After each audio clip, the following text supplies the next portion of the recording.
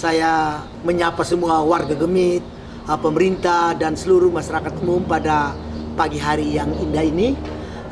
Saat ini saya akan memberikan sedikit informasi penting dalam rangka memasuki musim hujan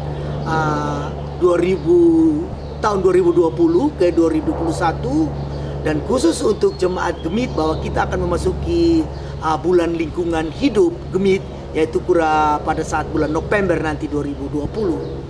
Nah, informasi ini sangat penting kami sampaikan karena pertama kami melihat ada informasi dari BMG bahwa dari stasiun klimatologi dan teman-teman di koran, di radio, bahwa hujan kali ini kita akan memasuki hujan katanya La Nina berat.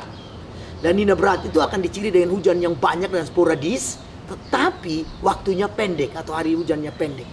Nah, gejala ini biasanya membuat banjir yang luar biasa. Hal yang kedua itu bahwa apabila banjir itu sporadis dan kita tidak menahan sebagian air itu di darat, maka kecepatan aliran air ke laut itu akan menjadi cepat, sehingga mungkin akan menyebabkan tidak terjadi infiltrasi dengan baik, sehingga menyebabkan sungai-sungai mengalami cepat kekeringan, tidak timbul mata air baru, malah tidak mengisi kembali pori-pori tanah untuk air tanah.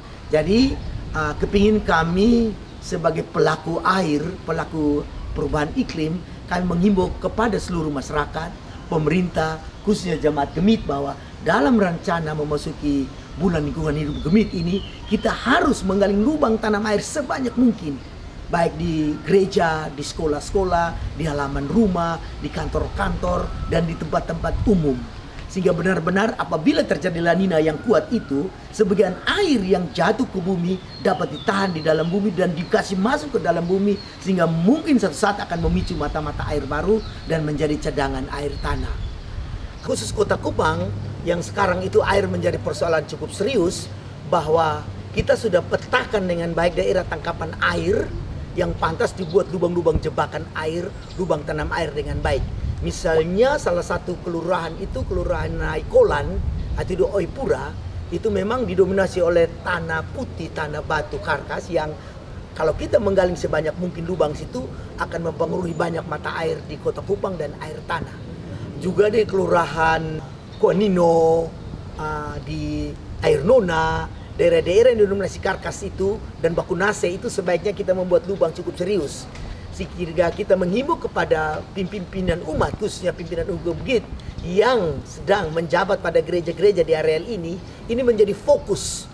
Jadi benar-benar kita tidak saja bicara untuk menghimbau, tapi kita langsung membuat beberapa lubang contoh baik di gereja, halaman-halaman rumah pelayan, majelis, diaken, itu di tempat-tempat itu membuat contoh, dan ini menjadi fokus. Sehingga benar-benar bulan lingkungan hidup ini kita memberikan hal contoh yang benar, yaitu kita menanam air. Nah, khusus di Kabupaten Kupang, kita petakan misalnya daerah Bismarak. Daerah Bismarak itu merupakan daerah tangkapan air terbaik untuk Kota Kupang, khususnya mengisi air bau mata, mengisi air di air sagu yang ada di Kupang Barat. Sehingga juga kepada beberapa pimpinan umat yang berada di daerah Bismarak, itu benar-benar punya fokus khusus, bukan saja pada khutbah, tapi pada penggalian jebakan air di wilayah-wilayah kerjanya.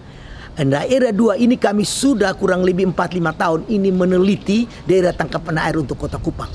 Sehingga apabila ini tidak dilakukan, mengantisipasi curahan hujan yang begitu kuat nanti diramalkan oleh BMG pada tahun 2020 dan 2021 ini, kita rugi nanti karena kebanjiran dan airnya dia ke laut.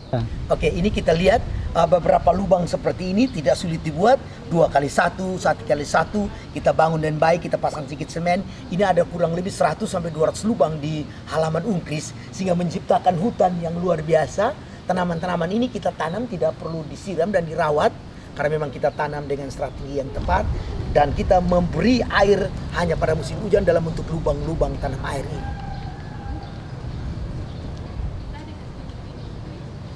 Kami di Universitas Kristen Ardhawacana sudah melakukan proyek penanaman air ini kurang lebih 8-9 tahun lalu. Dalam proyek KKN, kita bersama dengan mahasiswa sevisi untuk kembali lagi menanam air ke dalam bumi. Sehingga tanaman-tanaman ini selalu hijau tanpa disiram lagi pada saat musim kemarau. Karena memang kita menciptakan kelembaban dalam tanah. Kita lihat sekitar sini, kita merasa sejuk, Karena ada lubang tanam air, ada hutan di sekitar kita. Sehingga sebaiknya di kantor-kantor pemerintah kalau mau menciptakan kesejukan, taman-taman kota, itu kita harus menciptakan proyek hutanisasi dan proyek tanam air.